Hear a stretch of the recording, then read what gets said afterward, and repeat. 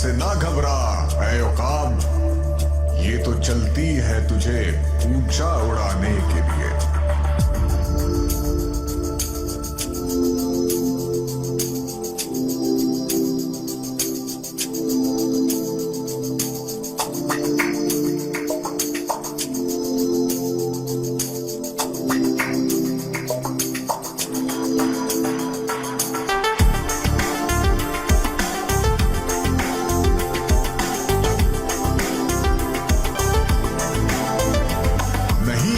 नशेमन कसरे सुल्तानी के गुंबद पर, तू शाही है बसेरा कर पहाड़ों की चट्टानों में।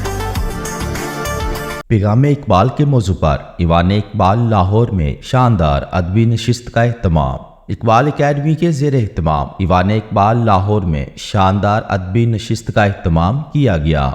कैनेडियन स्कॉलर डॉक्टर यास्मीन सरदार ने तकरीब में बतौर मेहमान खुसूसी शिरकत की, जबकि तकरीब में मुमताज़ दानिश्वर और CEO beauty club enterprises Farwa Iftikhar, बैनुल अक़वामी सियाह Maqsood Ahmad Chughtai, curator Razia Aamir, CEO FS traders मला Ghulam Farid, CEO Liberty TV Munawar Bhatti, मुमताज़ शायर फरोज कैसर समेत हाजरीन की कसीर तादाद ने शिरकत की। तकरीब का आगाज़ तलावत कुरान पाक और नाते रसूल मकबूल सल्लल्लाहु अलैहि वसल्लम से किया गया। शुरका से खिताब करते हुए डॉक्टर यास्मीन सरदार ने कहा कि अल्लामा मोहम्मद इकबाल का पैगाम नौजवान नस्ल तक पहुँचाना हमारा कौमी और अखलाकी फरीज़ा है। पाकिस्तान की आबादी का ज़्यादातर हिस्सा नौजवानों पर मुश्तमिल है। बाल का पैगाम खुदी नौजवानों के लिए उम्मीद की किरण है। बैनुल अक़वामी सियाह मकसूद अहमद चुगताई की जानिब से डॉक्टर यास्मीन सरदार की फलाही तंजीम GMS सोल्यूशंस की काविशों को खूब सराहा गया। मकसूद अहमद चुगताई ने कहा कि गरीब और मुस्तहिक मरीजों का मुफ्त इलाज करके डॉक्टर यास्मीन सरदार इंसानियत की बेमिसाल खिदमत कर रही हैं। तकरीब से खिताब करते हुए CEO लिबर्टी TV मनवर भट्टी ने कहा कि पाकिस्तान को मुश्किलात से निकालने के लिए इकबाल के फ़लसफ़ा खुदी पर गौर व फिक्र करने की अशद ज़रूरत है। पैगाम इकबाल को आम करने में सोशल मीडिया कलीदी किरदार अदा कर सकता है।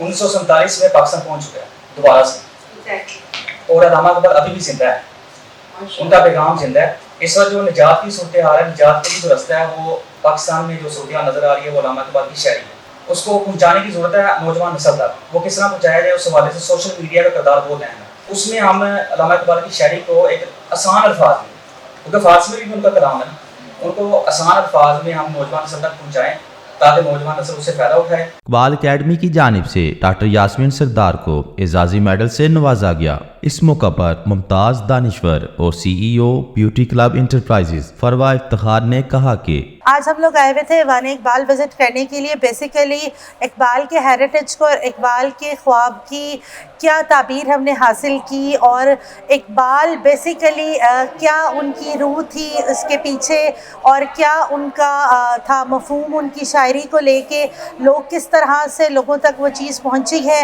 और हमारी यूथ उससे कितनी अनजान है।